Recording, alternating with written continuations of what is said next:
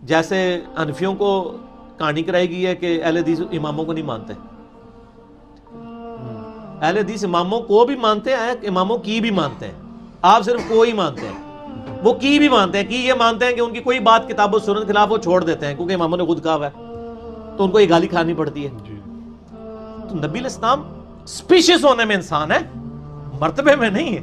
اور یہ کوئی بھی نہیں کہتا کہ مرتبے میں ہماری طرح ہے. یہ یعنی اہل حدیث کے اوپر بھی جھوٹا الزام لگایا ہوا ہے ان لوگوں نے کہ وہ اپنی طرح مانتے ہیں. نہیں سر, اہل حدیث جس طرح نبی علیہ السلام کو مانتے ہیں نا, اس طرح اور کوئی نہیں مانتا.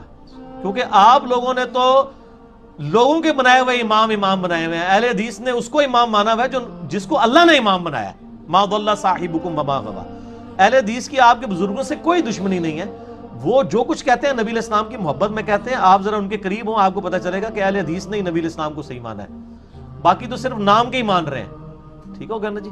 تو یہ اس طرح کے جھوٹے الزامات نہیں لگانے کہ وہ اپنی طرح کا بشر مانتے ہیں. ایسا نہیں ہے, وہ سپیشیز کی بات کرتے ہیں.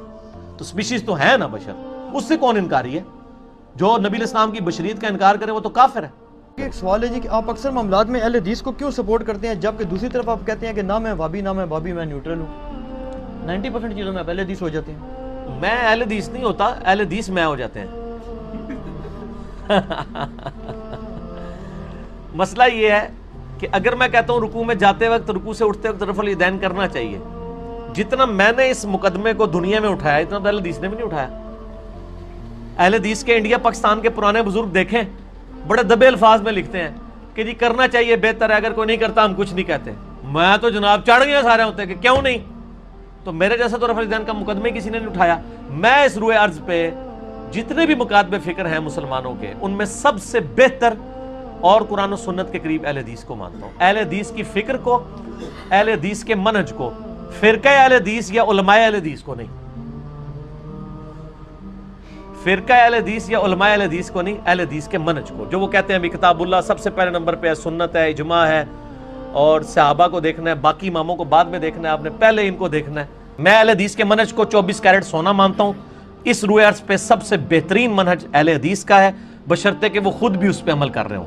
یہ نہیں ہے کہ بخاری مسلم کی حدیثیں وہ رفع الیدین پہ لے رہے ہوں, اور جب آل امیہ کی بدماشیوں کی حدیثیں ہم بخاری مسلم سے جمع کریں تو ہمیں رافضی کہنا شروع کر دیں. تو بیسیکلی امام بخاری امام مسلم کو رافضی کہہ رہے ہوتے ہیں. آپ کے اہل حدیث ہونے کا ایک اور ثبوت ہے کہ آپ ریسرچ پیپر بزرگوں کی اندھی تقلید میں آپ نے کسی اہل حدیث بزرگ کی گرفت نہیں کی. مجھے کسی اہل حدیث بزرگ کی کسی بھی کتاب سے نبی علیہ السلام کی شان میں گستاخی نہیں ملی. اگر آپ کو مل جاتی ہے مجھے دیں, میں اگلی پرنٹنگ میں ڈال دوں گا. ٹھیک ہے, اس لیے میں نے اہل حدیث کے کسی بزرگ کا نام ذکر نہیں کیا. شاہ اسماعیل محدث دہلوی جو شاہ ولی اللہ کے خانوادے تھے جن کو آپ اکثر کوٹ کرتے ہیں, وہ دیوبندی تھے یا اہل حدیث؟ نہ دیوبندی تھے نہ اہل حدیث تھے وہ, کیونکہ مدرسہ دیوبند سے پہلے وہ فوت ہو چکے تھے. 1249 ہجری میں اسماعیل دہلوی فوت ہوئے ہیں, اور مدرسہ دیوبند جو ہے نا وہ بنا ہے 1867 عیسوی کے اندر. لہٰذا ہم ان کو دیوبندی بزرگ لکھتے ہیں, دیوبند نہیں لکھتے, اس لیے کہ دیوبند ان کو اس اعتبار سے اون کرتے تھے. ویسے تو بعض اہل حدیث بھی کرتے ہیں, جب تک ہمارے یہ لیکچرز نہیں آئے تھے. اب تو اہل حدیث پیچھے آ گئے, کیونکہ ان کی کتاب تقویت الایمان باقاعدہ سعودیہ سے پبلش ہوتی ہے اور وہاں حاجیوں کو دیتی ہے. یہ بالکل جناب گستاخانہ کتاب ہے تقویت الایمان. چند چیزیں اس میں ٹھیک بھی ہے. اس کی بجائے محمد بن عبد الوہاب صاحب کی جو کتاب ہے نا جی, کتاب التوحید, وہ کتاب دینی چاہیے اردو ترجمے کے ساتھ. بڑی زبردست کتاب ہے. تقویت الایمان کو تو جو طالب الرحمان شاہ صاحب کا مناظرہ ہوا ہے حنیف قریشی صاحب کے ساتھ, انہوں نے کلیئر کٹ کہا ہے کہ جی اسماعیل دہلوی سے ہمارا اعلان برات ہے, وہ دیوبندی ہے, ہم اسے آن نہیں کرتے.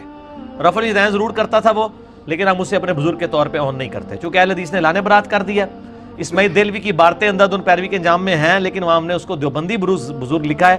اہل حدیث بزرگ اس لیے نہیں لکھا کیونکہ اہل حدیث نے ان کو آن کرنا چھوڑ دیا ہے. ابھی بھی اگر سعودیہ والے کر رہے ہیں, سعودیہ والے تو بہت کچھ کر رہے ہیں نا, سعودیہ والوں کی ذمہ داری اہل حدیثوں پہ نہ ڈالیں نا آپ.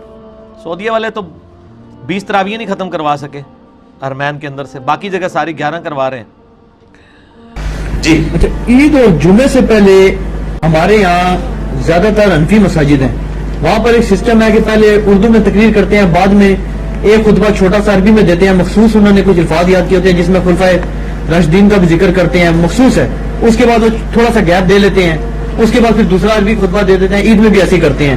اہل حدیث کی جو مساجد ہے وہاں پر نہ سنتوں کا ٹائم دیتے ہیں اور نہ یعنی کہ وہ اس میں کوئی ایسا باقاعدہ کوئی سیگریگیشن کرتے ہیں. تو اس میں درست موقف کیا ہے؟ درست موقف جی اہل حدیث کا ہی ہے. اور وہ لاجیکل بھی ہے. اس کی وجہ یہ ہے کہ جو جمعے والے دن یہ اردو کی تقریر کو انہوں نے الگ کر دیا ہے, یہ دین کے اندر انہوں نے اپنی طرف سے ایک چیز داخل کی ہے. اللہ کے محبوب صلی اللہ علیہ وآلہ وسلم کی جمعے کی جو تقریر تھی نا, وہ کھڑے ہو کے 2 خطبے دیا کرتے تھے اور 2 خطبوں کے درمیان بیٹھا کرتے تھے نماز سے پہلے. اور عید کی نماز میں ایک ہی خطبہ ہوتا تھا, بغیر ممبر کے ہوتا تھا, اس لیے خطبہ بھی ایک ہوتا تھا, بیٹھتے نہیں تھے اس میں, اور وہ ہوتا تھا عید کی نماز کے بعد. حنفیوں نے کیا کیا کہ انہوں نے جمعے کی نماز میں بھی پہلے تقریر جوڑ لی ہوئی ہے اور وہ بیٹھ کے دیتے ہیں. ٹھیک ہے, یہ غلط ہے بالکل. اور اسی طریقے سے عید کی بھی انہوں نے نماز سے پہلے تقریر شروع کروا دی. بھائیو, عرب کے جو لوگ ہیں, خصوصاً حرمین میں جن لوگوں کی خدمت ہے, علماء ہوں یا باقی لوگ ہوں, ان میں یہاں کے لوگوں کے اعتبار سے بہت زیادہ ٹالرنس موجود ہے. یعنی یہاں پر تو اگر کوئی کتاب و سنت کے منہج پر چلنے والا شخص جو سنت کے مطابق بخاری اور مسلم میں جو احادیث آئی ہیں ان کے طریقے کے مطابق رکوع میں جاتے وقت اور رکوع سے اٹھتے وقت رفع الیدین کے ساتھ نماز پڑھے یا وہ اونچی آمین کہہ لے, تو ہمارے انڈیا پاکستان بنگلہ دیش میں تو اکثر مسجدیں حنفیوں کی ہیں, تو امام مسجد بس 1-2 نمازوں میں تو برداشت کرتے ہیں, اس کے بعد کان سے پکڑ کے وہ مسجد سے باہر نکال دیتے ہیں. بالکل ٹالرنس نہیں ہے, اور کہتے ہیں جی آپ اس مسجد سے نکل جائیں, فلاں مسجد میں چلے جائیں. تو جان بوجھ کے تفرقہ بازی کرتے ہیں. اس طرح کی تفرقہ بازی آپ کو حرمین میں نظر نہیں آئے گی, ورنہ انڈیا پاکستان اور بنگلہ دیش کے لوگوں کا تو داخلہ ہی حرمین میں منع ہو جاتا. جو اگر وہ وہی سختی شروع کر دیں اور وہ بھی کیمرے فٹ کر لیں کہ جو اونچی آمین نہیں کہتا, جو رفع الیدین سے نماز نہیں پڑھتا, ان کو وہ مسجد سے باہر نکال دیں, ان کی زبانیں کھینچ لیں, کر سکتے ہیں, لیکن وہ یہ حرکت نہیں کرتے.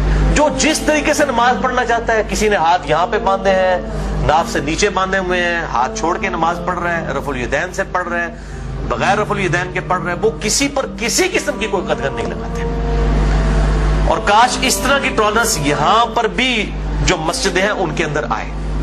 یہاں پر میں نے اس حوالے سے سب سے زیادہ ٹالرنس جو دیکھی ہے نا, وہ یا تو اہل حدیث کے اندر دیکھی ہے یا اہل تشیع کے اندر. اور آپ یہ تجربہ کر کے دیکھ لیں, ان دونوں کی مسجدوں میں آپ چلے جائیں, جس مرضی طریقے سے آپ نماز پڑھیں, آپ کوئی گھورتا ہوا نہیں دیکھے گا, نہ آپ کو مسجد سے نکالنے کی کوشش کرے گا, وہ آپ کو ویلکم کہیں گے.